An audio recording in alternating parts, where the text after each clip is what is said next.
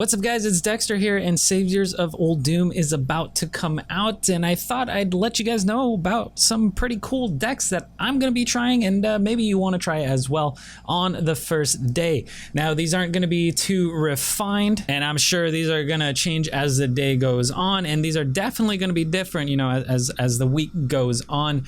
If you are tight on dust, be careful crafting anything in general. I usually advise, like, if you get a cool legendary, like maybe Dino Tamer brand, maybe you just want to go ahead and build a Highlander Hunter or something like that, and then wait for the meta to settle, and then you can start building some things, you know, investing your dust. But yeah, 6 cool decks here. Gonna start off with one a lot of people have been asking me about, and a lot of this is from Jambre, but I put my own little touches on this, and this is new quest Wall Priest. Now I do think this is going to change ultimately. I do have some more fun cards in here that will probably ultimately be cut from the final revision of the new Wall Priest. So we do have quest in here, and I think it'll be relatively easy to complete the quest. We do have Divine Hymns, we do have Penance, we do have Sandhoof Waterbearer, Ziliax on top of that, and then of course our hero powers. So you should be able to reliably complete the quest. It might be pretty late into the game, but that's fine. That's totally fine. We do have expensive spells here with Mass Resurrection and Plague of Death. You're really happy to use Mass Res later on in the game because you're going to bring back a ton of big minions like the Mashog Enforcer,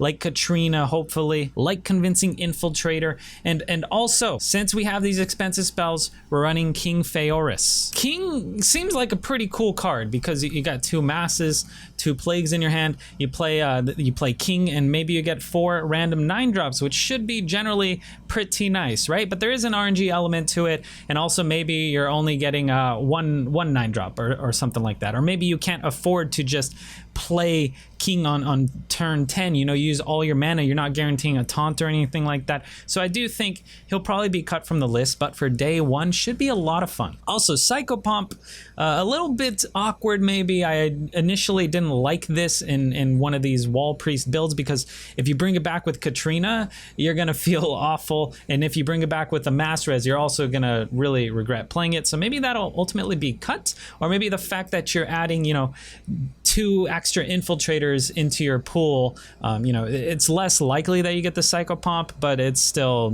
you're gonna get it sometimes. Also, we're not running an Inner Fire Divine Spirit combo, so the way you win is they can't kill you, and you slowly beat them down with your wall and maybe the random minions off of King. Like, I don't know, I feel like dropping some of the newer fun cards and getting seances in here, getting back the Divine Spirit Inner Fire combo might be the way to go, but this is what I'm going to be trying on day 1. All right, so another deck that I actually have a video on, this one's a lot of fun. This is actually made by EveryonePanic. I don't remember if I even changed a couple cards, but I played this at the Theory Crafting event, and it was a lot of fun. There's so much card cycle here. You're just constantly digging through your deck, and then hopefully they're around 25 health. You play the Shirvala, you shuffle it in with a banker, and then you hit them the Holy Wrath for 25, which hopefully kills them, right? This may not work well against warriors because they're gonna have so much armor and health, right? Against other classes that you can hopefully whittle down, this might be pretty decent. Now, once again, this is a day 1 deck.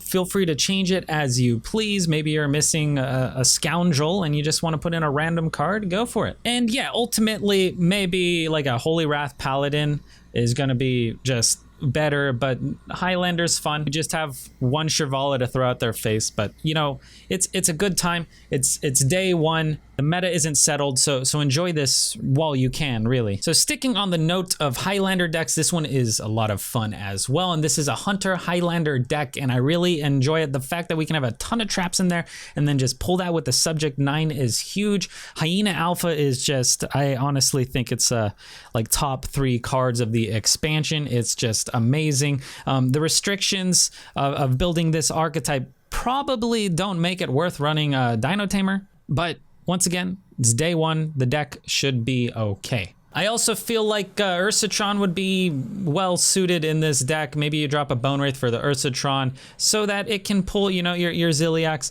and your Snip Snap But for now, we got Bone Wraith just because it's a new card and it's a lot of fun. Also, this is really expensive, so yeah, feel free to change what you want, or maybe just go with a cheaper deck if you're tight on dust. Okay, yeah, if you are tight on dust, this one's actually really, really cool. This is Jambre's Secret Smorc Mage, and it's kind of like, it's a burn mage, a Smorc mage, running a decent amount of new cards. We do have the Clown Prince in here, which can go face and do some damage. We got Flame Wards, which just seem fantastic at slowing down aggro. We got the Kobold Sand Trooper with that damaging death rattle, which is huge as well. Got Ancient Mysteries to help pull out those Flame Wards. And yeah, I don't know. I don't think the deck is refined at all. Like, I do think you probably want more secrets in here if you're running 2 Ancient Mysteries in addition to the Kirin Tor Mages. So change it as you please. Maybe it's dropping the research projects for a couple more secrets. Yeah, I think that actually might be a good idea. But we also got the Mana Cyclone in here, and with, you know, Elemental Evocation, the cheap Ray of Frost, the Mirror Images, also playing free secrets. You should get some decent value off the Mana Cyclone, and hopefully just burn your opponent to death through the Cloud Princes, the Fireballs, just some chip-in damage with your minions, in addition to the Cinder Storms, the Frostbolts, and the Sand Troopers. You know, it's like, it seems like it's gonna be pretty good, pretty fun, and very budget, only 1,840 dust. So if you're tight on dust, this should be a pretty enjoyable deck. Once again, hopefully we're not seeing too many warriors, at least, you know, for a while here. Okay, I got a pretty fun one here, and I don't think this deck is that great at all, because I did play it during theory crafting, and it's so much fun. It's a ton of fun, but as far as winning games, that is so difficult. You cycle through your deck with this Auctioneer, right? And then you have all these totems you're throwing on the board,